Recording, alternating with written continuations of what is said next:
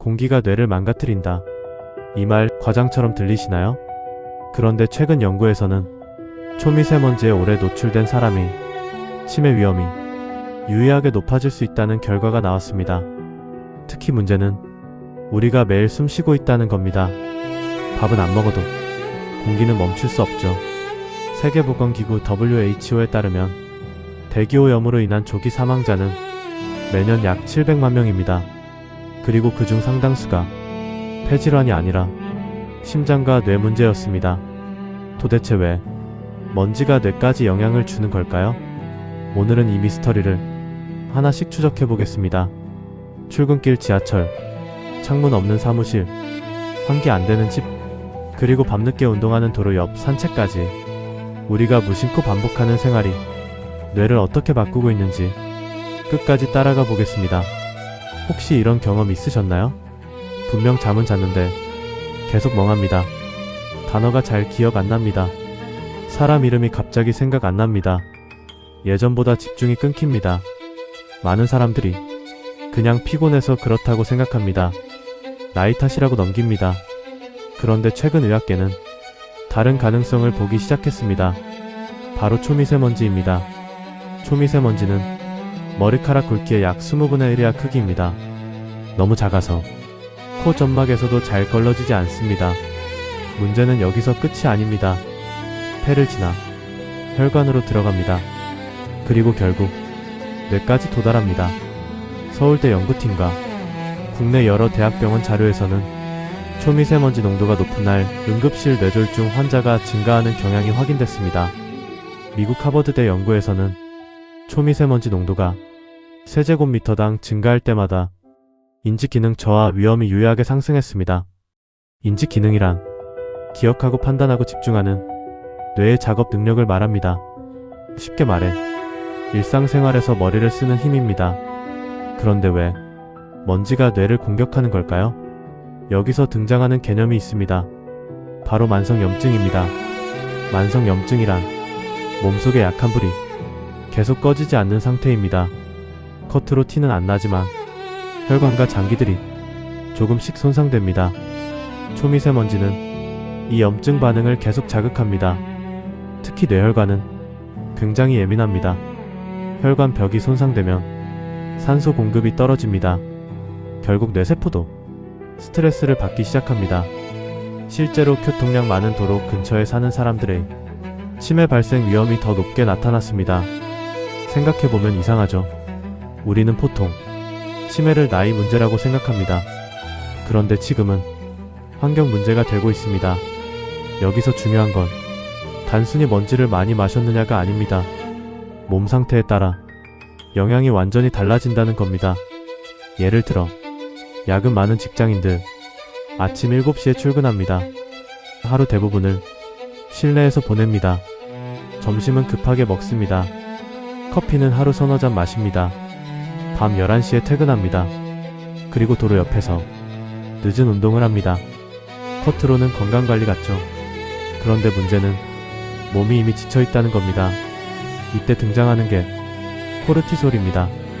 코르티솔은 스트레스 상황에서 나오는 호르몬입니다. 몸을 긴장 상태로 유지합니다. 원래는 생존에 필요합니다. 하지만 계속 높아지면 면역 균형이 무너집니다. 염증 반응도 강해집니다.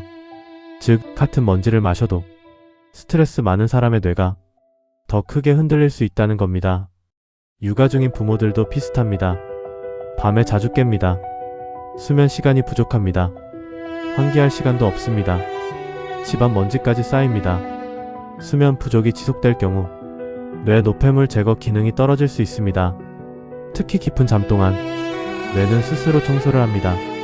그런데 잠이 부족하면 이 과정이 제대로 작동하지 않습니다. 여기에 초미세먼지까지 더해지면 뇌 부담은 더 커집니다. 자, 이제 몸속에서 무슨 일이 벌어지는지 단계별로 따라가 보겠습니다. 초미세먼지 농도가 높은 날입니다. 오후 6시 퇴근 후 도로 옆을 걷습니다. 약 1시간 정도 운동합니다. 이때 미세입자가 호흡과 함께 폐로 들어갑니다. 운동 중에는 호흡량이 평소보다 2배에서 3배 가까이 늘어납니다. 즉 먼지도 더 많이 들어갑니다. 약 30분 후 폐 안쪽 염증 반응이 시작됩니다. 몸은 침입자로 인식합니다. 면역세포가 활성화됩니다. 약 1시간에서 2시간 뒤 염증 물질 일부가 혈관을 타고 이동합니다. 혈관 내벽 기능이 떨어집니다. 혈압도 흔들립니다. 밤 10시쯤 몸은 피곤한데 뇌는 과흥분 상태가 됩니다. 잠이 얕아집니다. 수면 사이클이 깨집니다. 수면 사이클이란 얕은 잠과 깊은 잠이 반복되는 구조입니다. 이 균형이 무너지면 뇌 회복 효율이 떨어집니다. 다음날 아침 집중력이 감소합니다. 피로감이 남습니다. 이 상태가 몇 년 반복되면 어떻게 될까요? 결국 뇌는 회복보다 손상이 많아집니다. 즉 뇌가 정리하는 상태가 아니라 계속 버텨내는 상태가 되는 겁니다. 여기서 또 하나 중요한 게 있습니다. 바로 혈관성 치매입니다. 혈관성 치매는 뇌혈관 손상 때문에 생기는 치매입니다. 쉽게 말해 뇌의 산소와 영양 공급이 원활하지 않은 상태입니다. 고혈압과 당뇨가 있는 사람은 특히 위험합니다. 초미세먼지가 혈관 손상까지 자극한다는 점입니다. 즉 고혈압과 먼지가 만나면 뇌 부담이 더 커질 수 있습니다. 그런데 흥미로운 비교가 있습니다. 같은 도시 생활인데도 결과가 다른 나라들이 있습니다. 핀란드는 치매 예방 정책으로 유명합니다. 숲 접근성을 높였습니다. 도심 녹지 비율을 관리했습니다. 노인활동 프로그램도 강화했습니다.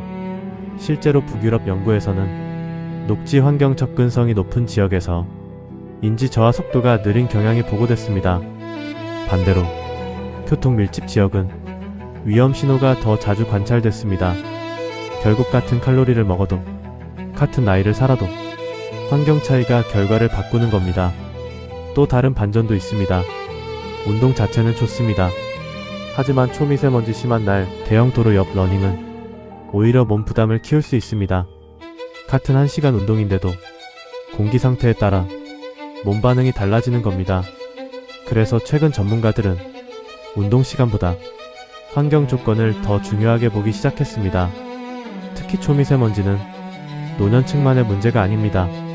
최근에는 젊은 층에서도 주의력 저하와 인지 피로를 호소하는 경우가 늘고 있습니다. 인지 피로란 머리가 쉽게 지치고 집중 유지가 어려운 상태입니다. 특히 수험생이나 장시간 화면 보는 직장인들이 자주 경험합니다. 하루 10시간 이상 실내에 있는 사람들, 환기 부족한 공간, 공기청정기 필터 관리 안 된 사무실, 이런 환경들이 조용히 누적됩니다. 여기서 핵심은 한 번의 노출이 아닙니다. 매일 반복된다는 겁니다. 그리고 몸은 조용히 기억합니다. 앞으로는 더 심각해질 가능성도 있습니다. 고령화 속도가 빨라지고 있습니다. 대한민국은 세계에서 가장 빠른 수준으로 고령 사회에 진입 중입니다. 여기에 도시 밀집도까지 높습니다. 자동차와 산업시설, 실내 활동 증가까지 겹칩니다. WHO는 이미 대기오염을 주요 건강 위험 요소로 분류하고 있습니다. 앞으로는 단순 폐 건강이 아니라 뇌 건강 관리 개념으로 확대될 가능성이 큽니다. 그렇다면 우리는 어떻게 해야 할까요? 첫 번째, 초미세먼지 높은 날에는 운동 장소를 바꾸는 겁니다. 대형 도로보다 공원이나 실내를 선택하세요. 특히 오전보다 공기질 확인이 중요합니다. 두 번째, 수면을 우선해야 합니다. 하루 6시간 이하 수면이 반복되면 뇌 회복 효율이 크게 떨어질 수 있습니다. 잠은 단순 휴식이 아닙니다. 뇌 청소 시간입니다. 세 번째, 실내 공기 관리입니다. 짧게라도 환기하세요. 필터 교체도 중요합니다. 조리할 때 환풍기 사용도 필요합니다. 생각보다 실내 오염이 심한 경우가 많습니다. 결국 중요한 건 완벽한 차단이 아닙니다. 노출을 줄이고 몸 회복력을 높이는 겁니다. 여러분은 어떠신가요? 초미세먼지 심한 날 두통이나 피로, 집중력 저하를 느낀 적 있으셨나요? 댓글로 여러분 경험도 남겨주세요. 건강은 어느 날 갑자기 무너지지 않습니다. 작은 습관이 쌓여 결과를 만듭니다. 앞으로도 몸속에서 벌어지는 변화들 계속 쉽게 풀어드리겠습니다. 영상이 도움되셨다면 구독과 좋아요로 함께 해주세요.